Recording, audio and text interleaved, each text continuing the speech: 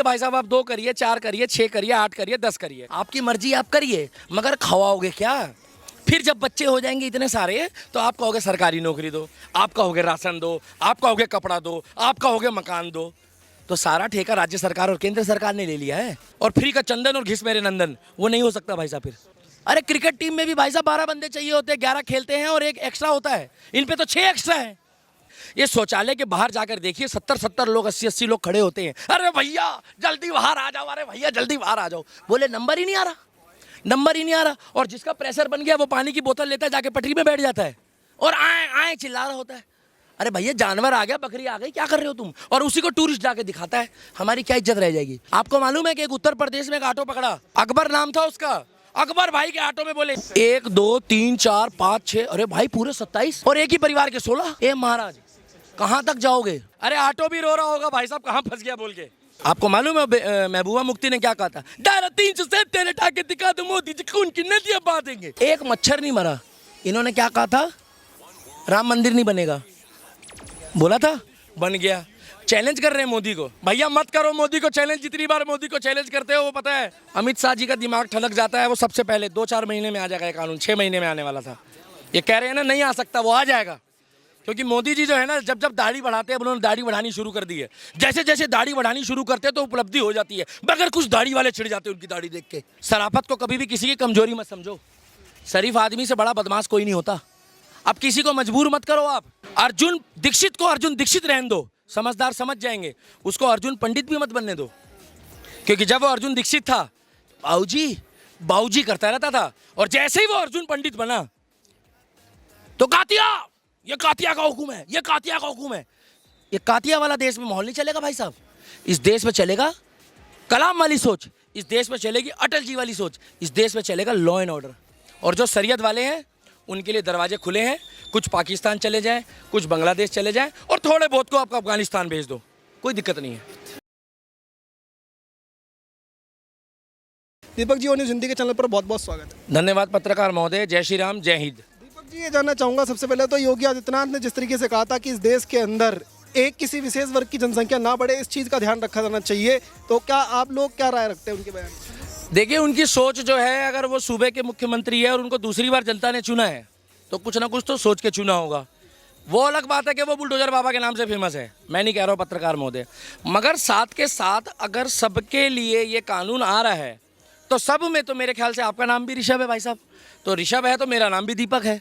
अगर आपका नाम ऋषभ है, मेरा नाम दीपक है, और दानिश आ रहा है उसमें या रियान आ रहा है, तो उसमें परेशानी क्या है? उसमें थॉमस भी आएगा भाई साहब, उसमें थॉमस भी आएगा, उसमें क्रिश्चियनिटी भी आएगी। और बच्चे तो देखो भाई साहब 2 ही अच्छे लगते हैं। अब होगा क्या, ये आग सुलगेगी, वो सुलगती सुलगती सुलगती उत्तर प्रदेश से घूमते हुए जाएगी सीधा आंध्र प्रदेश, बोले तो हैदराबाद। और हैदराबाद में वहाँ टोपी पहन के चश्मा लगा के एक बाबूजी हैं, उनका नाम है ओवैसी। वो कहेंगे कि ये हमारे साथ जुर्म हो रहा है। वो क्या कहेंगे मालूम है? ये जुर्म हो रहा है। जो कहते थे 15 मिनट के लिए पुलिस हटा दो, 15 मिनट के लिए पुलिस हटा दो का मतलब है वो भाषा की मर्यादा नहीं है कि आर पार आमने सामने। अरे है क्या आमने सामने करोगे? मोदी और योगी कतई जहर, मोदी और योगी कतई जहर, डरे हुए हैं ये। मैं उनको बोल रहा हूँ ओवैसी को, सबको नहीं बोल रहा भाई साहब, क्योंकि कलाम की सोच वाले भी इसी देश में हैं, मगर छांटना पड़ेगा पत्रकार महोदय।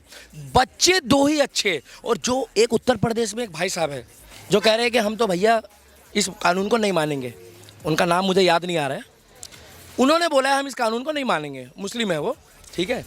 अब अगर वो नहीं मानते 1% तो उनको बोलिए भाई साहब आप 2 करिए, 4 करिए, 6 करिए, 8 करिए, 10 करिए, हमारे को कौन सा आपका राशन कार्ड बनवाना है? आपकी मर्जी आप करिए, मगर खवाओगे क्या? फिर जब बच्चे हो जाएंगे इतने सारे तो आप कहोगे सरकारी नौकरी दो, आप कहोगे राशन दो, आप कहोगे कपड़ा दो, आप कहोगे मकान दो। तो सारा ठेका राज्य सरकार और केंद्र सरकार ने ले लिया है। आप खुद बताइए पत्रकार महोदय।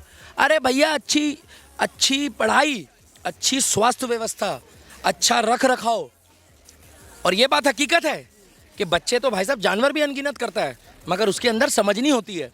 मगर जिसको बुरा लगता है उसकी चोर की दाढ़ी में तिनका, और मैं तो कहूँगा तिनका नहीं पूरा बांस है भाई साहब, पूरा बांस है। बुरा क्यों लग रहा है?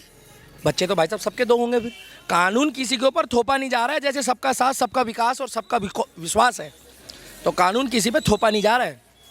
भागवत जी ने जिस तरीके से कहा है कि दो जो बच्चे हैं या जनसंख्या नियंत्रण जो कानून है उसको लेकर के बोला कि जानवर हो वो सिर्फ वो भी कर लेते हैं कि भाई साहब खाना खाने का काम हो, बच्चे पैदा करने का काम हो, लेकिन जो देश का योगदान देने के लिए लोग हैं वो सहयोग उठाएं, वो कदम उठाएं। तो आप लोग भी क्या इस तरीके की राय से सहमत हैं? भाई साहब बिल्कुल ठीक कहा है उन्होंने कि देखिए जो उनकी सोच और विचारधारा है, एक ऐसा संगठन है जो अगर बारिश होती है, कोई प्राकृतिक आपदा आती है, तो सबसे पहले जो है आरएसएस, राष्ट्रीय स्वयं सेवा दल के लोग जाकर वहाँ पर खड़े होते हैं। ठीक है, कुछ लोग की सोच है वो अभद्र भाषा बोलते हैं, उनके लिए उनके पास अभिव्यक्ति की आज़ादी है, वो बोल सकते हैं, हमें उससे कोई फर्क नहीं पड़ता। और उनके पास तो वैसे ही अनगिनत लोग जुड़े हुए हैं, सीधी सी बात है। मगर आपको मालूम है भाई साहब, इस देश में शुरुआत सुबह से होती है, और सुबह से जब शुरुआत होती है तो आप जाकर देखिए ये टूरिस्ट जो आते हैं विदेशों से, ये क्या कर रहे हैं मालूम है आपको भाई साहब? ये सुबह 4 बजे 5 बजे रेल की पटरियों में जा जाके वीडियो बना रहे हैं।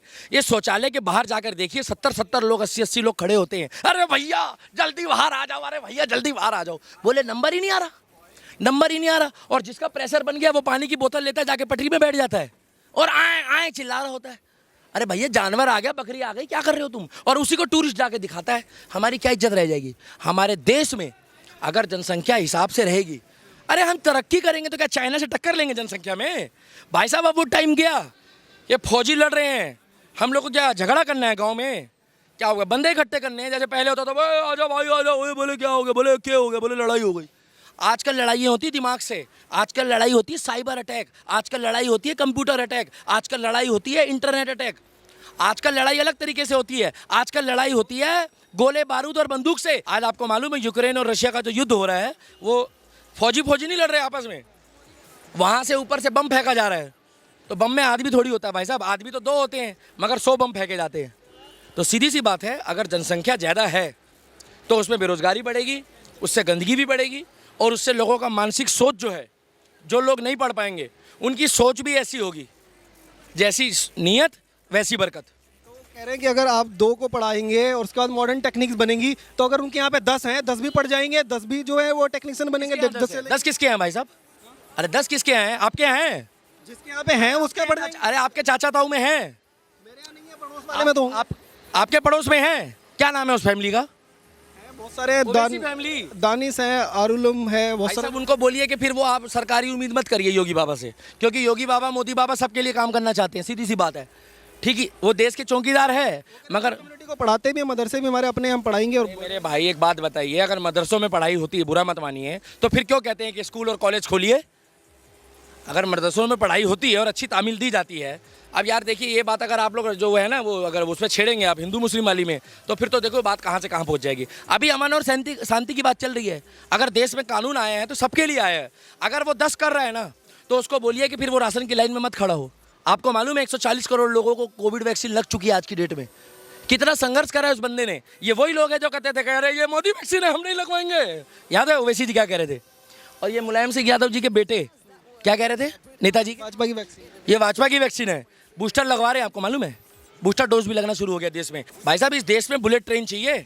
इस देश में बांग्लादेश और पाकिस्तान में हाल देखा है, इंजन तक पे चढ़ जाते, ड्राइवर कहता है भैया गेट के आगे से तो खड़े हो जाओ, गाड़ी चलान दो, ट्रेन चलान दो। आप बांग्लादेश की ट्रेनों का हाल देखो जाके। अरे महाराज एक के ऊपर एक बच्चे चढ़ रहे हैं। आपको मालूम है कि एक उत्तर प्रदेश में एक ऑटो पकड़ा, अकबर नाम था उसका। अकबर भाई के ऑटो में बोले 1 2 3 4, वो तो वीडियो बन गई। नहीं तो हमारे देश में एक सबूत गैंग भी चल रही है जिसका नाम है केजरीवाल। वो सबूत मांगता है हर चीज का, क्योंकि उसने सबूत मांगा सर्जिकल स्ट्राइक का। 1 2 3 4 5 6, अरे भाई पूरे 27, और एक ही परिवार के 16। ए महाराज कहाँ तक जाओगे? 16 लोग, एक मतलब एक परिवार के 16 लोग, टोटल 27 एक ऑटो के अंदर। अरे ऑटो भी रो रहा होगा भाई साहब कहाँ फंस गया बोल के। जब मुस्लिम समुदाय के लोगों से बात करने की हम कोशिश करते हैं तो वो इनका कहना होता है कि भाई साहब अल्लाह अगर हमारा दे रहा है तो तुम्हें समस्या क्या है कि हम लोगों से सवाल क्यों पूछ रहे हो? देखिए सीधी सी बात है, अगर अल्लाह दे रहा है तो इन बातों में कुछ नहीं रखा। अगर आपको अल्लाह दे रहा है तो हमें राम भी दे सकता है, मगर हम समझदारी से चलते हैं। तुम्हें किसने रोका है? अरे हमें रोका का क्या मतलब? हम पढ़े लिखे हैं, समझदार है, हम देश के संविधान को मानते हैं, हम शरीयत को थोड़ी मानते हैं। जबरदस्ती थोप दोगे हमारे पे शरीयत? वो पढ़े लिखे नहीं। अब भैया वो जानेंगे, जब 10 करेंगे तो कहाँ से पढ़ाएंगे? जब 10 करेंगे तो कहाँ से पढ़ाएंगे? वो तो सरकारी में भी नहीं पढ़ा पाएंगे। अरे मेरे भाई बच्चे 2 अच्छे इसलिए हैं कि पढ़ाओ लिखाओ, उनकी तामील आगे करो। और जिसको 3 करने हैं 4 करने हैं तो वो सरकारी सुविधा से वंचित रहेगा। एक बात ध्यान रखिए, फिर फ्री का राशन और फ्री का चंदन और घिस मेरे नंदन वो नहीं हो सकता भाई साहब। फिर आपको सरकारी सुविधा नहीं मिलेगी, इलेक्शन में मत लड़िए आप। आपको टिकट नहीं मिलेगी, आपको बहुत सी जो ऐसी सुविधाएं हैं वो नहीं मिलेगी, तो इसमें क्या बुराई है। और जो लोग आगे टीवी के आगे कह रहे हैं कि हम नहीं मानेंगे, हम नहीं मानेंगे, उनको करिए भाई साहब 15 करिए, 20 करिए, 25 करिए, 30 करिए, हमारा क्या जाता है। हमारी तरफ से 10 शादी कर लीजिए, हमें कोई दिक्कत नहीं है, मगर पछताओगे बाद में। मगर मोदी और योगी से फिर उम्मीद मत रखना। एक लेडीज़ है पाकिस्तान में, वो लेडीज़ रो रही है, दुश्मन देश है मगर बात तो कर सकते हैं ना भाई साहब। कह रही है इमरान खान अरे कहाँ चला गया, कहाँ मर गया, अरे मेरे घर में खाने को नहीं है। आप जैसा पत्रकार आ गया, आप लोग तो भाई साहब मेहनत कर रहे हो। पूछा अम्मा क्या हो गया, बोले इमरान खान मैं भूखी मर रही हूँ, मेरे घर में राशन नहीं है। पत्रकार ने पूछा आप लोग परिवार में कितने जने हो, कह रही है हम लोग 20 जने हैं, मैं और मेरे शोहर और 18 बच्चे हैं, और क्या कहते हैं 8 लड़की है और 10 लड़के हैं। तो वो कह रहे तुमने तो पूरी जो है गाँव बसा रखा है। अरे क्रिकेट टीम में भी भाई साहब 12 बंदे चाहिए होते हैं, 11 खेलते हैं और एक एक्स्ट्रा होता है, इन पे तो 6 एक्स्ट्रा है। क्या चाहते हो आप। तो मैं नहीं कह रहा हूँ, बांग्लादेश और पाकिस्तान का हाल जाकर आप देख लीजिए अगर नहीं देखना है तो। हाँ अगर आपने कब्जा वब्जा करना है तो आबादी बढ़ा बढ़ा के कब्जा करना है, दबाना है, तो भैया वो अलग बात है, उस विषय में मैं कुछ नहीं कहूँगा। मौलाना तकदीर रजा जो हैं और शफीकुर रहमान जो लोग हैं वो ये कह रहे हैं कि इस्लाम के खिलाफ है ये कानून और तमाम मौलाना इकट्ठा होकर के इसका विरोध करेंगे और जनसंख्या नियंत्रण किसी भी तरह से भारत में तो लागू नहीं होगा। ऐसे 370 के टाइम पे भी बोला था ना इन लोगों ने, याद है, भूल गए हो पत्रकार। आपको मालूम है महबूबा मुफ्ती ने क्या कहा था, दायरा 370 हटा के दिखा दो मोदी जी खून की नदियां बहा देंगे। एक मच्छर नहीं मरा, एक मच्छर नहीं मरा। इन्होंने क्या कहा था, राम मंदिर नहीं बनेगा, बोला था, बन गया। चैलेंज कर रहे हैं मोदी को, भैया मत करो मोदी को चैलेंज। जितनी बार मोदी को चैलेंज करते हो वो पता है, अमित शाह बाबा, अमित शाह अलग बाबा है। अमित शाह जी का दिमाग ठनक जाता है, वो सबसे पहले 2-4 महीने में आ जाएगा ये कानून, 6 महीने में आने वाला था। ये कह रहे हैं ना नहीं आ सकता, वो आ जाएगा। क्योंकि मोदी जी जो है ना जब जब दाढ़ी बढ़ाते हैं, उन्होंने दाढ़ी बढ़ानी शुरू कर दी है। जैसे जैसे दाढ़ी बढ़ानी शुरू करते हैं तो उपलब्धि हो जाती है, मगर कुछ दाढ़ी वाले छिड़ जाते हैं उनकी दाढ़ी देख के। समझदार कोई सारा कापी है, चोर की दाढ़ी में तिनका नहीं पूरा बांस है। तो भैया देखिए, देश में रहना है तो संविधान चलेगा, शरीयत नहीं चलेगा, नहीं चलेगा और नहीं चलेगा 1 से लाख तक। कानून ले आए और फिर से शाहीन बाग बन गया। फिर देखिए भाई साहब, आपकी बारी अमित शाह जी शांत नहीं बैठेंगे, मुझे ऐसा लगता है, क्योंकि बहुत हो गया। इसे कहते हैं कि परीक्षा लेना। आप कब तक परीक्षा लोगे किसी आदमी की। देखिए कहावत होती है कि जो शरीफ आदमी है ना, शराफत को कभी भी किसी की कमजोरी मत समझो। शरीफ आदमी से बड़ा बदमाश कोई नहीं होता। अब किसी को मजबूर मत करो आप, क्यों अगर कोई संविधान के दायरे में चल रहा है। मुझे मालूम है आजकल माहौल जो चल रहा है वो लुच्चा सबसे ऊंचा चल रहा है, मगर हमारे देश में लुच्चा सबसे ऊंचा नहीं चलेगा, हमारे देश में संविधान चलेगा। और शराफत को कमजोरी मत समझो। उसका कारण है, अर्जुन दीक्षित को अर्जुन दीक्षित रहने दो, समझदार समझ जाएंगे।